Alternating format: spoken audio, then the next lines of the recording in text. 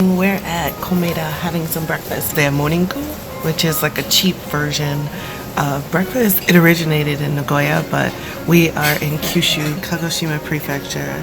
This is an example of what you get for morning gu. So between $4 to $5, you can get any of the options A through C with a cup of coffee or tea. So either a boiled egg, egg salad, or the red bean paste. And then the option on the right are additional things you can get from anywhere from, a couple cents all the way up to $2 or $3. Breakfast is served. Komeda. Good taste. All right, we are en route to Ibusuki? Yeah. So we're en route to Ibusuki. In Ibusuki, they have these like sand pits, I guess you would call them, and they essentially bury you in the sand, but the sand is hot, so it's therapeutic, and it supposedly has all of these benefits. I honestly saw it on somebody's YouTube video. I believe it was Sharla in Japan, and I decided we need to do this, which is literally the only reason we ended up in Kagoshima. So we're going to do other things also, but that was the inspiration. The main train stop in Kagoshima. They always have Ferris wheels in like every city. Why is it? There are two ways to get to Ibusuki. One is via the Ibusuki skyline that overlooks the city. And then there's another way that you can go that's down below and it goes along the coast. Both ways are quite scenic, but to start we thought we'd take the skyline. It's a foggy day, so we can't really see, but Sakurajima is right there. You can kind of see it a little bit. So, wait, is this Kagoshima Bay? Oh my gosh, we're really high up. So wait, where we're staying is down there? Oh, it's good. About to leave, already packing. Come with me. I'm not really asking. Ikedake. Oh, this is the lake. Ikedako. Kaimon Dake. It's a cloudy day. Cloudy is what? How you say cloudy again? Komori. Kyou wa kimori desu. There.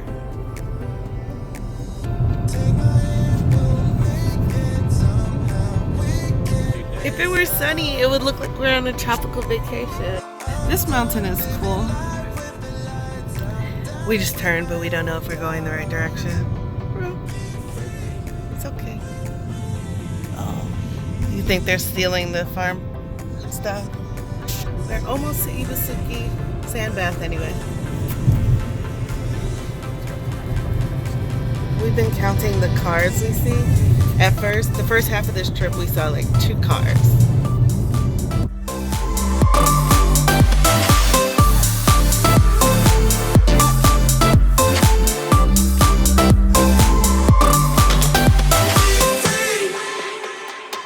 Not looking back, eyes on the freeway, Bonnie and Clyde, a classic cliche, we're on the run, this is what we waited for.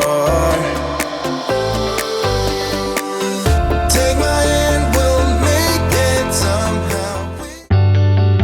Actually, this needs some explaining. Alright, hey guys, we're finishing up this video, but I wanted to jump in just to explain the onsen experience to you. Well, not only the onsen, but also the sand bath, because I think if it's new to some people, it might be a little shocking. Excuse the background. That's a story we'll explain in another video, but I just wanted to explain this to you. So first and foremost, when you get there, you take your shoes off before you enter the building. After you enter the building, they point you to a vending machine, and at that machine you pay for your tickets for entry into either both the onsen and the sand baths or whatever you want, any towels you need to use, etc. Once that's complete, you go into the different locker rooms, one for men and one for women, and they have lockers there for you to use. In the locker rooms, you change out of your clothes. They say remove everything, but for women I would say don't remove everything. Definitely keep your underwear on, and once you do that, you put a yukata on, and then you go out to where the sand baths are. The people there will like kind of, even if they don't, most of them don't really speak English, but it's okay. They'll kind of point you in the direction of where you need to go. They point to signs to let you know what you need to do, and they recommend staying at least 10 minutes if you're okay, but you can get out at any point in time. They don't even need to help you, or you can stay longer as long as it's not too crowded and you can relax. We really enjoyed it, so we actually stayed beyond the 10-15 minutes they recommend. It was really relaxing and just like really nice.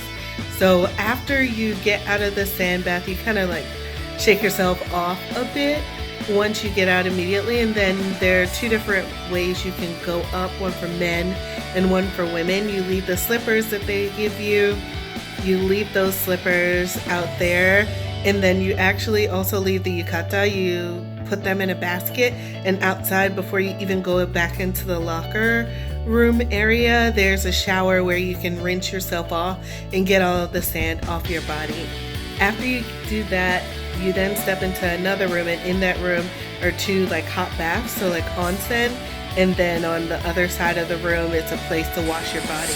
So as far as my understanding, you always wash your body before you get into the onsen. I did see some Japanese girls who just rinsed off the sand in the area before we got into that room, and then they just hopped in the onsen. They didn't stay in there long, but regardless they did.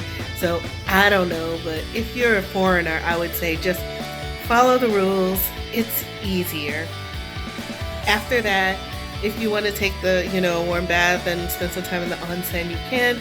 Otherwise, you can go, there's a door that takes you right back to the locker room. You can go in the locker room, dry yourself off, get dressed, and drop your towels off in a basket, and you're done.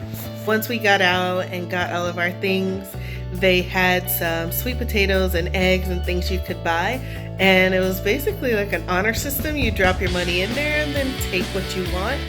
I feel like I don't see that as much in America, but that's a story for another time.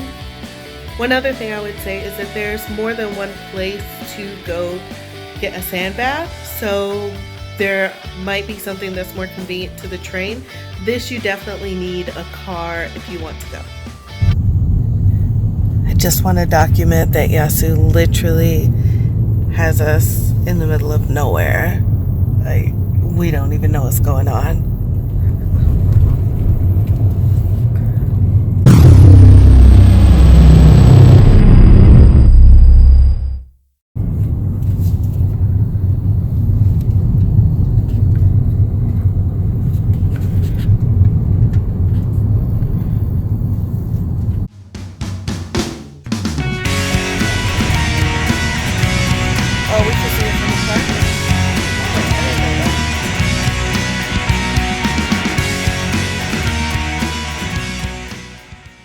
Comment below if you would actually do this, if you think it's a little weird, or if you have any questions about the experience and what it was like to go do this. One other thing I'd mention is the place that we went, about a 5-minute drive from there, but actually connected to it is another just complete onsen, and there you either have views of like the ocean or you have views of that mountain, Kaimondake, whatever. That other mountain that I mentioned earlier, it was like the two kind of steep peaks. So that's kind of cool if you wanted to go back there and spend a longer time in a bigger, a little bit of a nicer onsen, you could do that as well.